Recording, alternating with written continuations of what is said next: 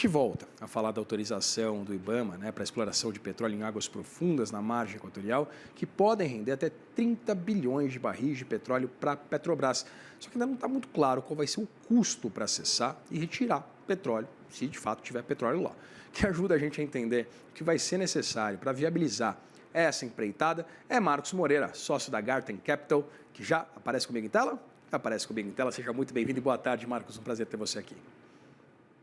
Bom dia, Vitor. Bom dia a todos. Marcos, queria entender exatamente essa viabilidade. A gente fala pelo menos essa prospecção, essa possibilidade de 30 bilhões de barris de petróleo nesse incremento do ponto de vista de exploração aqui no Brasil. Quanto vai custar para que essa exploração ela seja factível? A gente já acompanha algum tipo de resultado? Bom, Vitor, primeiro que nós temos muitos motivos para comemorar, com relação a essa liberação para exploração ali na margem equatorial, mas nós precisamos entender que o primeiro passo foi essa liberação e agora nós passamos por um processo onde será analisada a viabilidade econômica para que, de fato, ocorra essa viabilidade, né? Então, nós precisamos, de fato, aguardar aí algo perto de 5 meses, inclusive foi esse prazo que a Petrobras comunicou ao mercado, né, oficialmente, após a liberação feita pelo IBAMA. Existe uma expectativa muito positiva, né? Nós já temos visto aí nos últimos anos Guiana Francesa, por exemplo, que vem explorando bastante petróleo na mesma região, na mesma bacia. Então, de fato, existe projeções de que tenha muito petróleo e que isso possa ter um impacto muito relevante nos dados da Petrobras, tá? E não só da Petrobras, isso tem um impacto economicamente falando muito bom também para o nosso país, principalmente sob a ótica de balança comercial. Então, nós acreditamos que os próximos 5 meses eles serão cruciais para, de fato, entender se tem viabilidade, se não tem, qual será o investimento necessário feito pela Petrobras para, de fato, dar início a esse processo. Então, que tem que ficar claro, né, que não será extraído nenhum barril ainda, não será produzido nada. Agora é o momento de fato, perfurar e entender se tem essa viabilidade, tá? Quando nós olhamos a médio e longo prazo, caso de fato tenha essa viabilidade, existe uma projeção de uma capacidade de exploração de petróleo assim, em níveis pré-sal, né? Há muito tempo que nós não víamos nada dessa magnitude e que ao longo dos próximos anos, das próximas décadas, isso tem uma capacidade de trazer e de agregar um valor muito grande para a companhia, visto que isso pode potencializar a capacidade da Petrobras de gerar caixa no futuro, né? E um dos principais mecanismos de valuation que nós acompanhamos no mercado é se essa empresa gera caixa no futuro, a gente desconta esse caixa, né, a uma taxa de juros ali, traz isso a valor presente. Então, nós esperamos que isso tenha uma capacidade de trazer valor de maneira muito expressiva, tá? Mas tem muitas incertezas, viu, Vitor? De fato, eu diria que os próximos 5 meses, à medida que a Petrobras for avançando, tá, na viabilidade, conhecendo um pouco mais o território, para de fato entender se tem esse potencial todo mesmo ou não, vai ficar uma certeza no ar. Inclusive, nós não vimos um reflexo ainda muito positivo se refletindo nas próprias ações, né, da Petrobras cotada em bolsa, de fato, dado aí a esse grau de incertezas que nós temos, pelo menos pelos próximos 5 meses. Marcos, a gente tem acompanhado esses cronogramas, né? A própria presidente da Petrobras, Magda Chambriard, falou que ela espera que essa operação ela esteja um pouco mais consolidada até 2033. Há algumas perspectivas que envolvem ali o ano de 2029. A gente discute muito 2027, né? Principalmente do ponto de vista fiscal, quando acaba qualquer tipo de volume discricionário no orçamento público, qualquer tipo de espaço para investimentos. Eu queria entender, pensando nessas perspectivas pode ser 2029, pode ser o começo da década de 30, a gente tem essa perspectiva de um incremento do ponto de vista de pagamento de dividendos para o Tesouro Nacional. A gente já consegue mensurar a partir, por exemplo, em se confirmando esses 30 bilhões de barris de petróleo, né, como um potencial exploratório de xisto aqui no Brasil, a gente já consegue mensurar exatamente o impacto para as contas públicas desse incremento de arrecadação? Vitor, eu diria que ainda é muito cedo, tá, para ter uma noção de qual deverá ser o impacto, mas sendo economicamente viável essa exploração na margem equatorial, sem sombra de dúvidas, nós teremos um impacto muito, muito positivo, tá? Tanto sob a ótica de geração de caixa, de lucratividade da estatal e, consequentemente, o governo recebe royalties, né, recebe distribuição desses dividendos, né, do lucro que a companhia vai gerando com o passar do tempo, e também isso tem uma capacidade de agregar crescimento econômico, tá? Principalmente sob a ótica da balança comercial, visto que é uma conta que nós fazemos basicamente calculando ali as exportações menos as importações. Se esse resultado for positivo, isso tem um incremento de atividade econômica. Então, nós somos um dos maiores produtores e exportadores de petróleo do mundo. Então, sem sombra de dúvidas, ao longo aí dos próximos anos e talvez principalmente a partir de 2030, nós podemos ver o Brasil produzindo e exportando ainda mais petróleo, tá? Então, isso melhora a atividade econômica, isso traz arrecadação, né? E, consequentemente, é um benefício também indireto, né? Não apenas os dividendos, né? Os royalties que poderão ser gerados ao longo desse período. A Petrobras hoje é a estatal que tem a maior lucratividade. Na verdade, se a gente coloca Petrobras e Banco do Brasil de um lado, do outro lado, o que sobra é um rombo multibilionário. Então, naturalmente, haverá uma expectativa maior se vai ter distribuição de dividendos, se vai poder recorrer à Petrobras como uma forma de tentar buscar capital, de buscar mais recursos para minimamente ir trazendo o equilíbrio para as contas públicas, né? Então, eu diria que ainda é muito cedo, as expectativas elas são muito positivas, né? Reforçamos que os próximos 5 meses serão cruciais e, havendo viabilidade, acredito que a partir daí poderemos precificar com um nível de previsibilidade um pouco mais crível, de fato, o impacto positivo que a gente deve ter ao longo do tempo. E essa exploração da margem equatorial, Vitor, também vem num momento muito bom.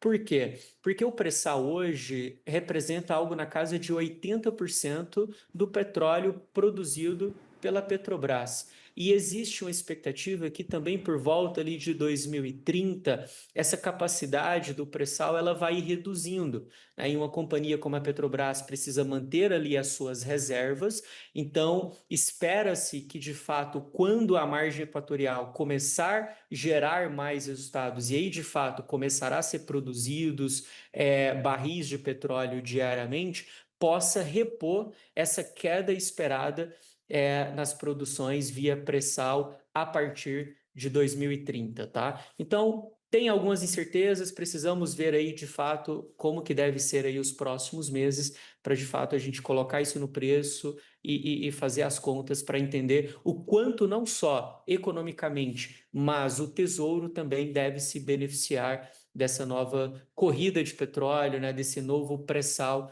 que o mercado tanto está comemorando e aguardando a viabilidade.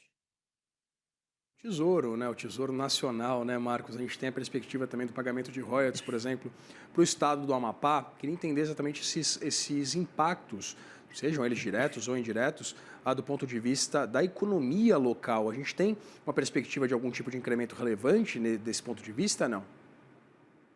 Sem sombra de dúvidas, Vitor, diretamente e indiretamente também, tá? Então, imagina só, a Petrobras começa a explorar, né, a margem equatorial e aí você vai precisar enviar, por exemplo, engenheiros petroquímicos, você vai precisar comprar maquinários, você vai levando uma força de trabalho para a região, isso aumenta emprego, isso começa a girar mais a micro-região, isso traz também arrecadação via impostos, então nós vemos que é um benefício muito expressivo também para a região do Amapá. É claro que isso vem trazendo junto, né, uma dose política acaba que no nosso país não tem como correr, né? Então, para um lado para o outro, sempre você vai tropeçar ali numa medida política, eventualmente em medidas que podem talvez tentar dificultar, atrasar. Algumas pessoas querem o mérito, né? Principalmente quando se aproxima de eleições presidenciais. Então, pode gerar de maneira mais conturbada aí no meio do caminho o real impacto disso, mas nós esperamos sim um impacto positivo para a microrregião, geração de emprego, mais arrecadação, mais geração de impostos. Isso pode trazer mais desenvolvimento, até porque essas explorações não são algo de apenas que dura apenas ali no curto prazo, né? É algo que deve perdurar por décadas. Então, a médio e longo prazo, existe uma capacidade muito relevante de incremento de valor, de atividade e de impulsionamento econômico para a microrregião, tá? Então, em geral, nós torcemos, Vitor, para que de fato seja economicamente viável.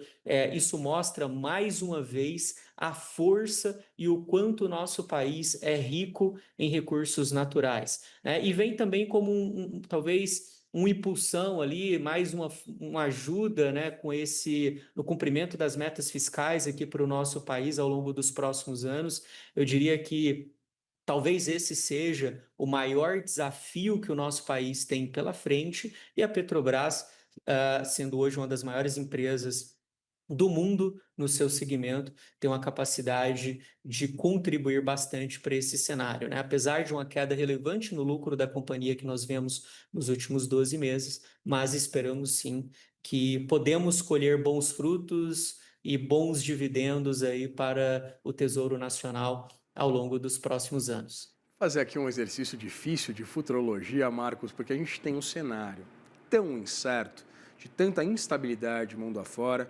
A gente acompanha nesses últimos meses, né?